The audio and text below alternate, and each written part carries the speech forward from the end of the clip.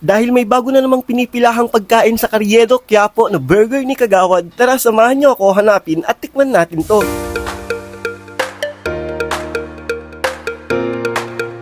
Pumila na nga pala ako dito sa ticketing area ng LRT sa Anona Station dahil nga pupuntahan natin sa Quiapo yung mga pagkain nagtitrending online. Syempre, as cloud chaser, gagawa rin tayo ng mini vlog. Alam nyo ba na itong LRT2 ang hindi matao at hindi rin mainit, kaya masarap din mag-commute kung ganito lahat ng trains dito sa Metro Manila. Ayan na nga, nakarating na tayo dito sa Recto Station. Syempre, mahaba-habang lakaran pa to papunta sa Carrieda Street. Ang laki na nga ng pinagbago ng street na to dito sa Quiapo. Maluwang na kahit pa araw ng linggo. Iba talaga ang nag-iisang Yorme Isko.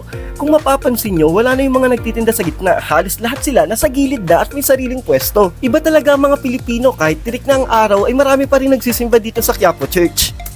Habang naglalakad nga tayo, may nakita ako na may mahabang pila. Ito pala yung isa pang sikat na kainan dito sa Quiapo, yung famous sotanghon ni Nanay Rosa na matatagpuan sa Hidalgo Street. At nandito na nga tayo sa burger ni Kagawad. Pumila na nga rin pala ako dito. Alam nyo ba na homemade nila ito at pure beef daw ang gamit nila? Grabe, habang pinapanood ko yung pag-grill nila, mas lalo akong nagutom. Totoo ngang hindi tinipid at sobrang lalaki ng patty nila. Pati na rin yung mozzarella cheese.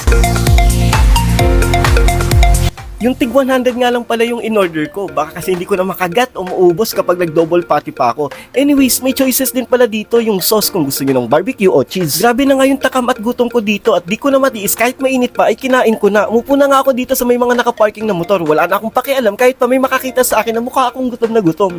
May nakita nga akong inihaw na dry pusit at itong hindi ko tanda kung anong tawag. Basta puntahan nyo na lang at tikman nyo. May napansin nga akong may maraming tao. Mukhang masarap din. Ayun na nga, overload beef nachos. Grabe sa dami ng sauce at puno-puno pa ng cheese. Hindi ko na nga natanong kung anong pangalan ni Kuya dahil sa sobrang busy niya. Meron din ditong tempura na fresh shrimp talaga. Yung isang paper plate na ganyan ay halagang 100. Dahil hindi na nga natin naabutan si mama ng baga mo kasi nga sold out na, naghanap pa rin tayo ng fried baga sa halagang 50 at 20 pesos dito kay Ediwaw Baga, mabubusog ka na. Hindi na nga ako makatiis sa takam kaya pati yung masarap na sauce nila, ininom ko na rin. At dahil busog na nga tayo, kailangan na natin ng panulak. Nakita ko tong Coras Fruit Shake. Meron sila ditong mango, avocado at ang masarap na dragon fruit shake.